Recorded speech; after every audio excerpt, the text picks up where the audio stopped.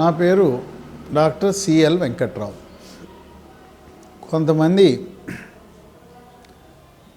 గురక పెడుతుంటారు, సింహము గాండ్రిచ్చినట్లా గురక పెడుతుంటారు. ఆ గురక పెట్టేవాడికి గురక పెడుతున్నట్టు తెలియదు, హాయిగా నిద్రపోతూ ఉంటారు.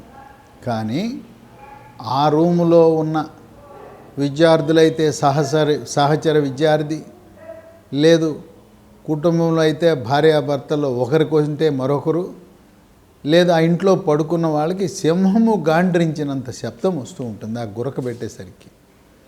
గురక పెట్టినవాడు హాయిగా నిద్రపోతాడు, కానీ ఇంట్లో వాళ్ళకి మాత్రం నిద్ర ఉండదు. కొన్ని సందర్భాల్లో హోటల్కి వెళ్ళినప్పుడు, లాడ్జిల్లో పడుకున్నప్పుడు మిగతా పక్క రూముల వాళ్ళకు కూడా వినపడేంత శబ్దం వచ్చే అవకాశం ఉంది. ఇది మెడ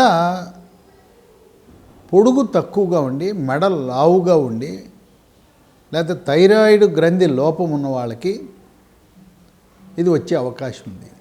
కొంతమందికి సైనస్లో చీము చేరుతుంది. ఈ సైనస్లో చీము చేరినప్పుడు పడిశం ఎక్కువగా పడుతున్న వాళ్ళకు కూడా ఈ గురక వస్తుంటుంది. ఇంకా కొంతమందికి ఈ గురక వల్ల మధ్యలో శ్వాస ఆగిపోతుంది. శ్వాస ఆగిపోయి ఉలిక్కిపడి లెగుస్తారు. ఈ గురక అనేది ఎందుకు వస్తుందంటే, ఈ స్వరపేటిక పైన గ్లాటిస్ అనే ఒక కవాటం ఉంటుంది. ఈ నాలుక వెళ్ళి ఈ గ్లాటిస్ అనే కవాటం మీద వెనక పడినప్పుడు ఆ శబ్దము వెలువడి అది గురక రూపాన బయటకు వస్తూ ఉంటుంది. అంటే గాలి బయటకు వచ్చేటప్పుడు ఆ శ్వాసకోశము, శ్వాసనాళము, ఆ రంధ్రము చిన్నది అవటం వల్ల ఆ గురక అనే శబ్దం వస్తుంటుంది. ఇది వంశపారంపర్యంగా వస్తుందంటే రాదు.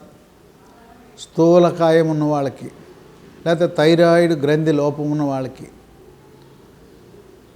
మెడ ఎత్తు తక్కువ ఉండి మెడ లావుగా ఉన్న వాళ్ళకి వచ్చే అవకాశం ఉంది. ఇది ముక్కు చెవి గొంతు డాక్టర్ల దగ్గరికి వెళ్ళినప్పుడు ముక్కు లోపల గోడ మధ్యలో ఉందా, పక్కకు ఉందా అని పరిశీలిస్తారు. ముక్కు లోపల ఏమైనా కొయ్యకండ పెరిగిందా అని చూస్తారు. సైనసులలో చీము చేరిందా చూస్తారు. తర్వాత నాలుక వెనక భాగాన గొంతు, ఆ స్వరపేటిక ఎలా ఉందనేది అధ్యయనం చేస్తారు ముక్కు చెవి గొంతు డాక్టర్లు.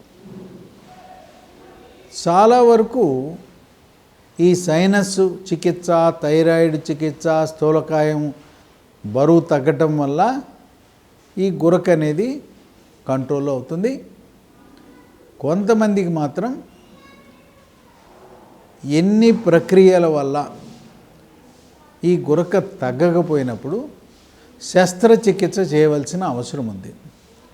ఈ గురకకు శస్త్రచికిత్స అనేది కొద్దిమంది మాత్రమే అనుభవజ్ఞులు, నైపుణ్యం కలిగిన ముక్కు చెవి గొంతు డాక్టర్లు ఉన్నారు. టాన్సిల్ ఆపరేషన్ చేసే ప్రతి ముక్కు చెవి గొంతు డాక్టర్ దీన్ని చేయలేడు. దీనికి ప్రత్యేక నైపుణ్యాలు కావాలి. వాళ్ళు మాత్రమే ఈ గురకకి చికిత్స చేయగలుగుతారు. ఒకవేళ సైనస్ ఉంటే, సైనస్ ఉందా లేదా తెలుసుకోవాలంటే సిటీ స్కాన్ పరీక్ష చేస్తే సైనస్ ఉందా లేదా తెలుస్తుంది. ఆ సైనస్కు చికిత్స చేయడం ద్వారా ఈ గురక నయమవుతుంది. కొంతమందికి దోమపోటు వల్ల ఈసినోఫీలియా అనేది ఉంటుంది. ఈ ఈసినోఫీలియా ఉన్న వాళ్ళకి హెట్రజాన్ 100 మిల్లీగ్రామ్ ట్యాబ్లెట్ ఉదయము రాత్రి 45 రోజులు వాడితే ఈసినోఫీలియా కంట్రోల్ అవుతుంది. ఈసినోఫీలియా ఉందా లేదా తెలుసుకోవాలంటే రక్త పరీక్ష చేస్తే దాంట్లో ఈసినోఫిల్స్ సాధారణంగా 6% ఉండాలి. 6% పైన ఉన్నాయంటే తెల్లకణం. ఈసినోఫీలియా అంటే అది ఒక రకమైన తెల్లకణం. ఆ తెల్ల కణాలు 6% దాటినప్పుడు ఈసినోఫీలియా ఉండగా గుర్తించి దానికి హెట్రజాన్ అనే ట్యాబ్లెట్ 45 రోజులు వాడాలి. ఈ గురక అనేది చిన్నపిల్లలకు రావచ్చు, పెద్దవాళ్ళకి రావచ్చు, మహిళలకు రావచ్చు, పురుషులకు రావచ్చు, ఏ వయసులో అయినా రావచ్చు. కొన్ని సందర్భాల్లో మనం పడుకునే పొజిషన్ బట్టి వెల్లకిలా ఈపు మీద పడుకుంటే గురకొస్తే, ఒక పక్కకు పడుకుంటే గురక కంట్రోల్ అయ్యే అవకాశం ఉంది. లేదు కొన్ని సందర్భాల్లో పొట్ట మీద పడుకుంటే గురక కంట్రోల్ అయ్యే అవకాశం ఉంది. ఈ రకంగా మనం మన యొక్క పడుకునే ఆ పొజిషన్ మార్పు వల్ల కూడా గురక లేకుండా మనం కాపాడుకోవచ్చు. ఏది ఏమైనా గురక ఆరోగ్యానికి ఎటువంటి హాని కలిగించకపోయినా పక్క వాళ్ళ ఆరోగ్యానికి మాత్రం తీవ్రమైన అనారోగ్యాన్ని తెచ్చిపెడుతుంది. ఇంట్లో ఆ రూమ్లో పడుకున్న వాళ్ళు ఎవరూ నిద్రపోరు, ఆ ఇంట్లో ఉన్న వాళ్ళు ఎవరూ నిద్రపోరు.